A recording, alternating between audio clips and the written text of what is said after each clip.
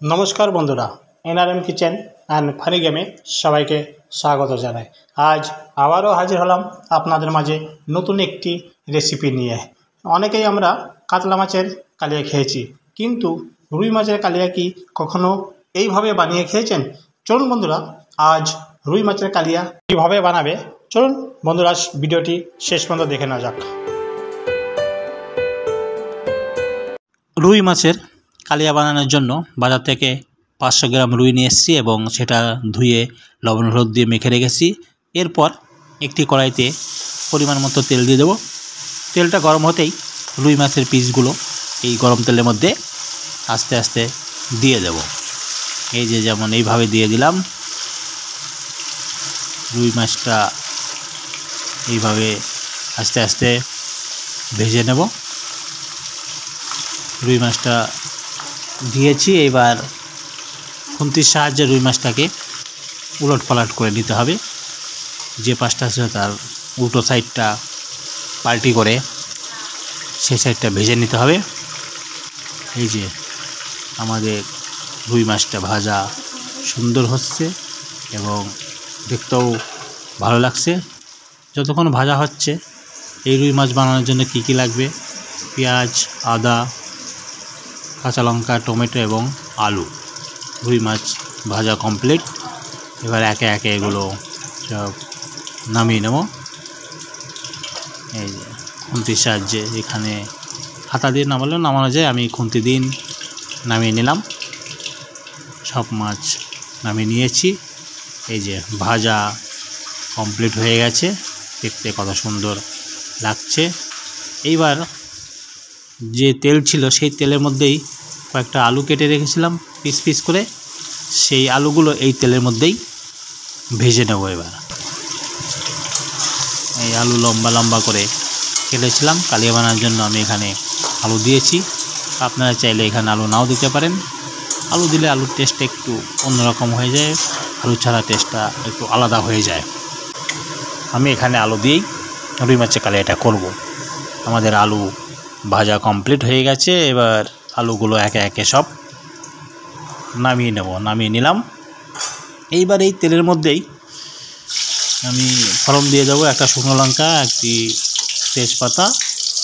তারপরে এর মধ্যেই 1 চামচ গোটা জিরে দিয়ে দেবো। গোটা জিরে দেওয়ার পরে খুন্তির সঙ্গে সব একসঙ্গে ভালো করে মিশিয়ে এবং নেড়ে চেড়ে নেব।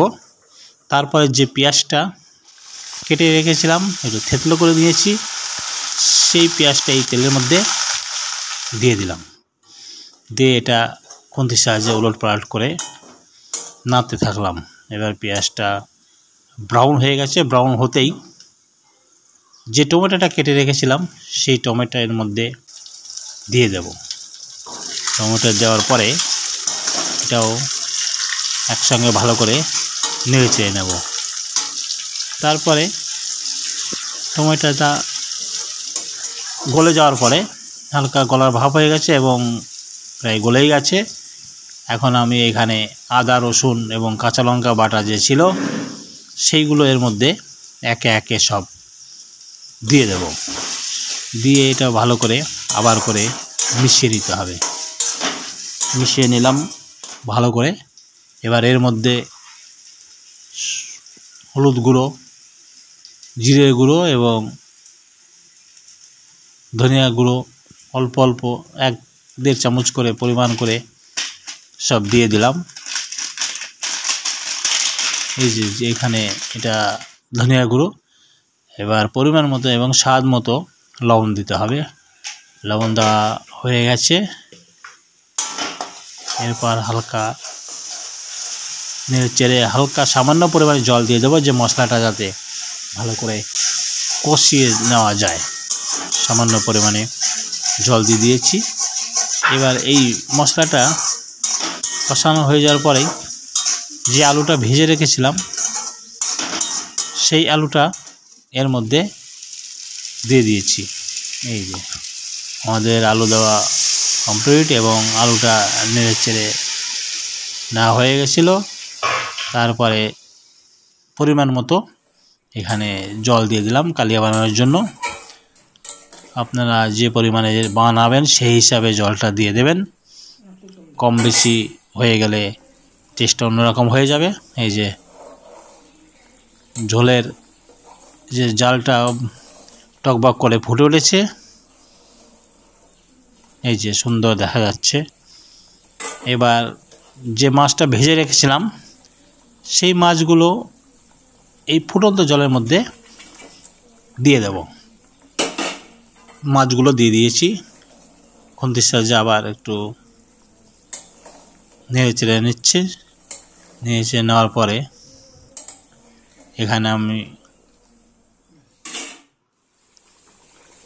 আবার করে এই যে মাছটা কত সুন্দর এবং কত বড় সাইজ। আমি অনলি ফর যে মাছের গাদা, সেই গাদাটা নিয়ে এসছে। আমাদের সবজিটা অলরেডি হয়ে গেছে। এই যে এখন নামিয়ে নেওয়া হচ্ছে এবং খুব সুন্দর। এবার এর মধ্যে একটু ফ্লেভার টাইপের গরম মশলা দিয়ে দেবো। গরম মশলা দিয়ে দিলাম। এই যে আমাদের অলরেডি কমপ্লিট। যদি বন্ধুরা আমার এই রেসিপিটি ভালো লেগে থাকে অবশ্যই আমার চ্যানেলটিকে সাবস্ক্রাইব করবেন এবং বন্ধুদের সঙ্গে শেয়ার করবেন। ভিডিওটি শেষ পর্যন্ত দেখার জন্য আপনাদেরকে অসংখ্য ধন্যবাদ।